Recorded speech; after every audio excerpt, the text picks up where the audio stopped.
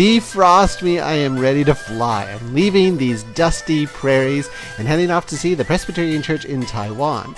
I meet up in Vancouver with Presbyterians from across Canada, some who have already flown a long way to get here. Great food on Ava Airlines with just the cutest cutlery. And 13 hours later, we're in Taipei. No sleep for some of us, but we're still smiling. Here's our first glimpses of the city by bus. Planes, trains, buses, we're doing all the modes of transportation, including the cleanest, nicest subway I ever did see. Taipei is gorgeous, and I can't wait to be seeing more of it. But first, I gotta figure out this toilet, and then get myself some well-deserved rest. Our first night in Taipei, we had to go to the Shirling night market. Reverend Paul Wu had a list of foods to try, things he missed since moving away from Taiwan. First, there was this jello stick made out of pork blood. It didn't taste bloody at all. And then we had the stinky tofu, which smells like an angry sewer. Here I'm pretending to like it. And next was the oyster pancakes, which I really did like. They tasted light and fresh. But by far, my favorite was the candied tomatoes. I gotta work on my facial expressions, because I really did like this one. I could be eating it every day. We picked up souvenirs, learned how to pin up our hair, oh so pretty, and then danced our way home. An absolutely lovely first night in Taipei. A group of us Canadians are in Taipei to visit the Presbyterian Church in Taiwan's General Assembly. It's a yearly gathering of about 600 delegates where the major decisions of their denomination will be made. As any good Presbyterians, we start, of course, with worship, which included Mandarin, Taiwanese, and several indigenous languages, and was led by this fantastic youth orchestra.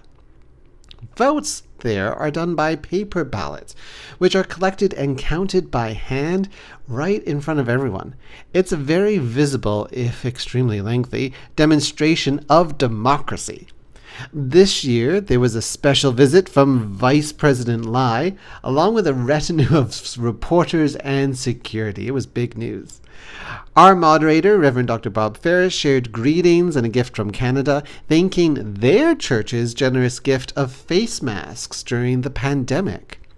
Like our own General Assembly, it was sometimes a little hard to sit through, but it was a fantastic and fascinating experience. It's great to witness the vibrancy and enthusiasm of the Presbyterian Church in Taiwan. How does a country address political crimes and injustices that have been intentionally hidden and covered up? This is the challenge for the National Human Rights Museum in New Taipei, Taiwan. The Memorial Park, officially opened in 2018, was once a military detention center during a period known as the White Terror. White terrors happen around the world wherever there's been a mass violence against socialists, the Reds. In Taiwan, their White Terror started with the declaration of martial law in 1949 and lasted almost 4 decades. They arrested anyone suspected of being sympathetic towards the communists, which included anyone opposed to the Kuomintang government or who simply wanted democracy. Fred Chin Him San was one of those prisoners. He was sentenced to 12 years in prison, with years in solitary confinement in this very cell. Fear of persecution was so great that this period of history has become very difficult to talk about even today. The Human Rights Museum works to lift up stories like Fred's. He regularly walks these halls where he was traumatized and retells his horrific tale because he believes this truth-telling helps heal the nation. His hope is to inspire young people to keep working for human rights so that something like the White Terror never happens again.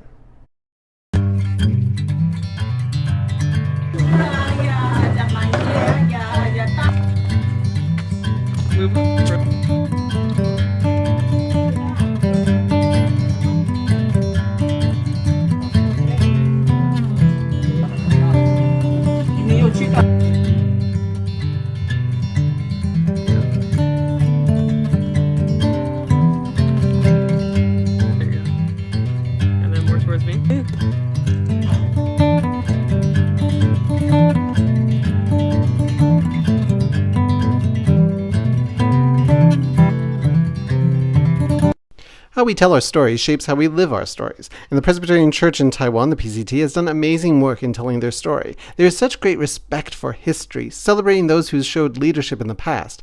Canadian missionary George Leslie Mackay played a key role in establishing a Presbyterian Church here, but also influenced education and healthcare across Taiwan.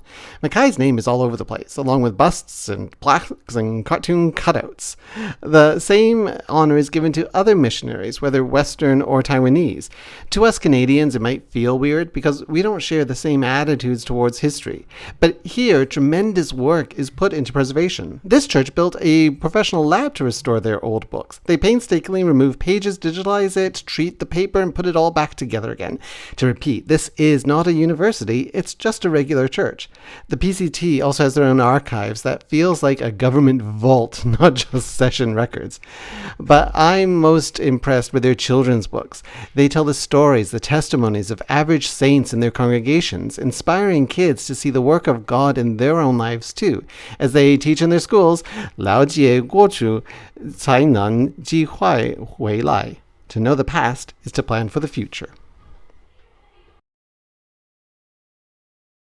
Oh, I'm a gummy bear. Yes, I'm a gummy bear. Oh, I'm a yummy, tummy, funny, lucky gummy bear. I'm a jelly bear, 'cause I'm a gummy bear. Oh, I'm a moving, grooving, jamming, singing gummy bear. Oh, yeah.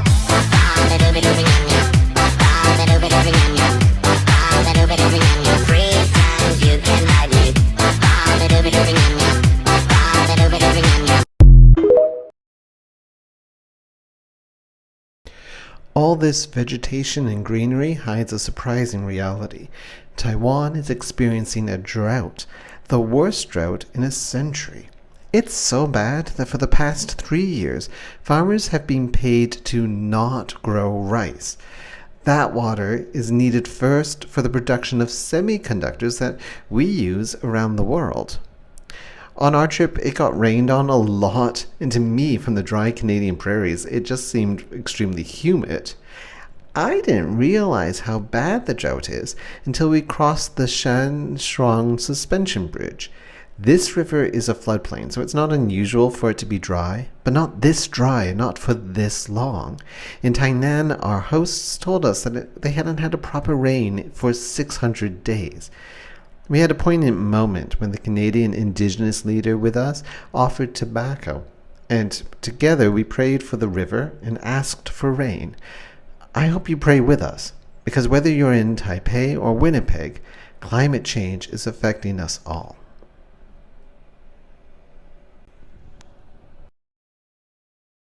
One of the main reasons we came to Taiwan was to see the indigenous communities of their country.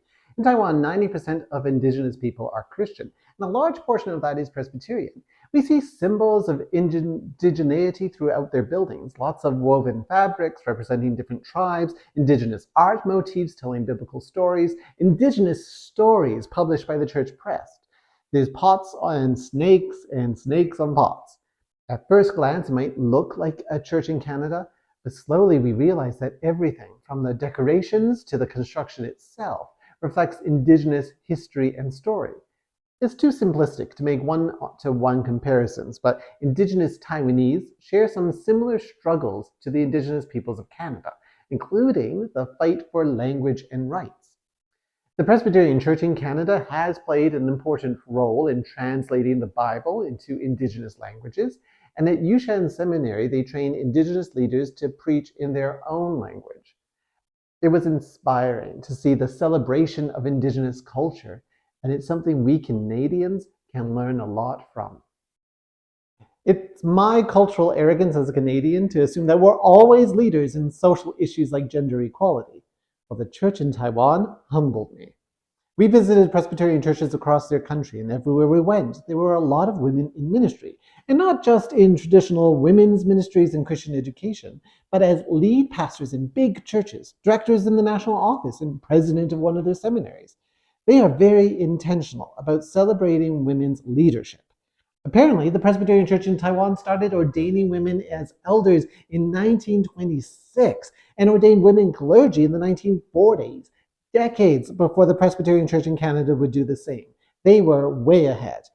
Now, to be clear, I don't know what the state of life is like for women in Taiwan in general. I was parachuted into the country for 10 days. I know nothing.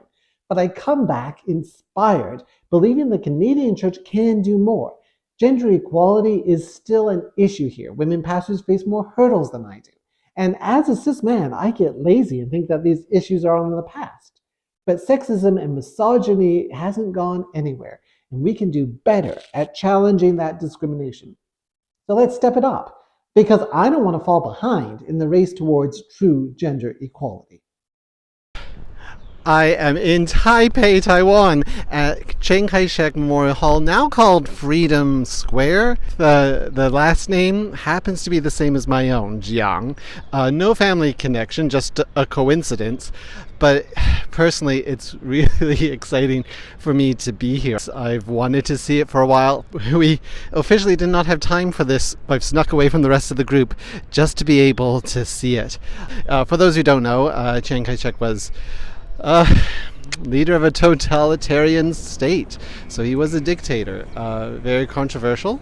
And what to make of that and how we remember that history is complicated for the Taiwanese. He is still respected for having defended the country from communism.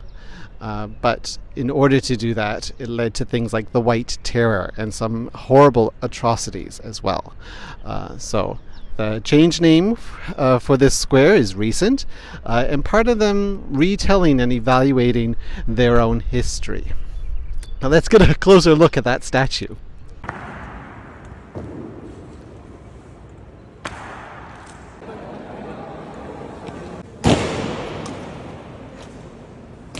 We just saw the changing of the guard. They had some fancy footwork. Amazing.